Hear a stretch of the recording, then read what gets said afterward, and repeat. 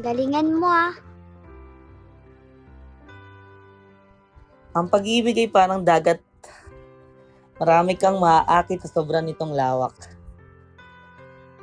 Magaling ka mang sumisid, ay alam mo dapat na ang tunay na pag-ibig ay mahirap mahanap. Hindi mo ito mahagilap basta-basta. Kaya't swerte ka kung nakita mo na siya.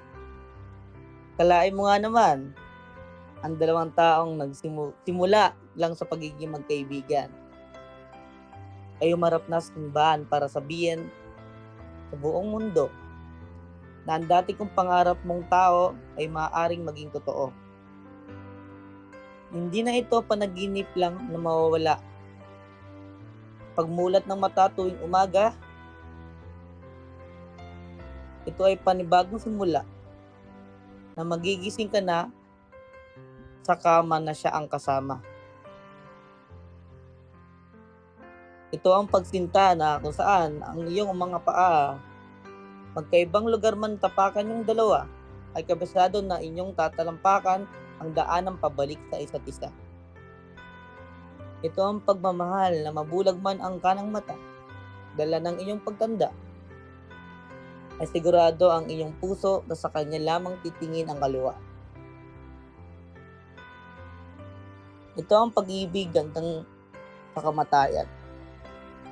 At alam ko, sa tagal ng iyong pinagsamahan, nagkakaproblema na minsan. Naranasan ang hindi mabilang na iyakan. At hindi mo mawawala bagkus mas maranasan nyo pa iyan. Pero lagi nyo sanang tatandaan na may iyak sa salitang kabiyak, pero may tahan sa inyong tahanan. At saksi ang lahat ng taong imbitado dito kung paano kayo lumago mula sa pagiging magkakilala na ngayon ay pagiging isa.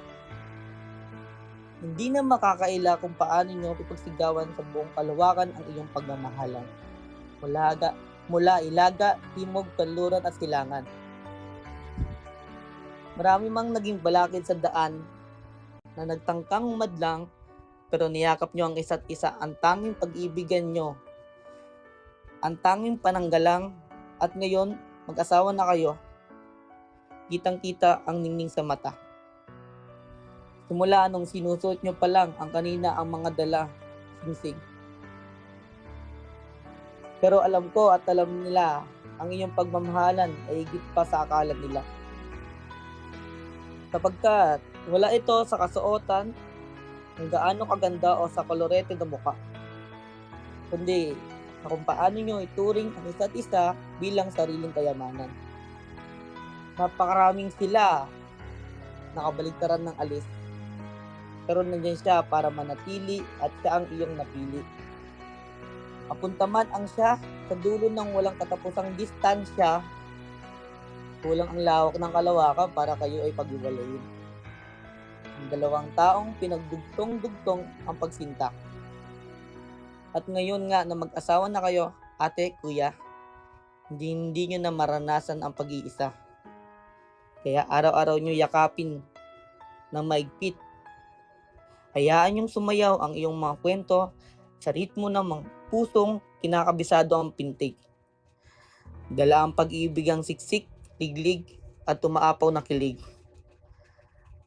Na sumisigaw na may pag-iisa pala na hindi kalungkutan ang bitbit. May isa pala na hindi kalungkutan ang bitbit. At yun ay pag-iisa na kung tawagin ay pag-iisang dibdib.